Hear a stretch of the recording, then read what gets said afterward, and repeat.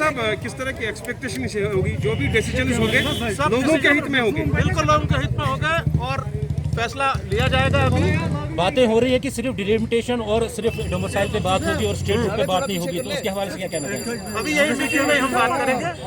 State root आप जाने, डिमिलिटेशन आप जाने, इलेक्शंस आप जाने, हम बात 35 और 370 की भी करेंगे। बात सब चीज़ पे होगी और फैसला अंदर होगा, जो मुतफ़िक़ा तौर पर फैसला होगा, देखा जाएगा क्या क्या। अगर इलेक्शन के लिए बात की गई तो आप इलेक्शन के लिए तैयार हैं? अभी मैं बात करूंगा उधर, अभी मैं क्या कर सकता हूँ इलेक्शन वगैरह तो।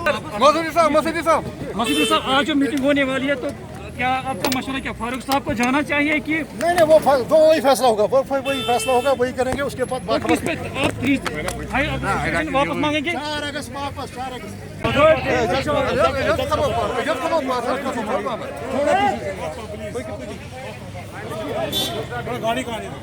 हम पीछे जाएंगे। अर्जुन साहब मत करिए, मत करिए।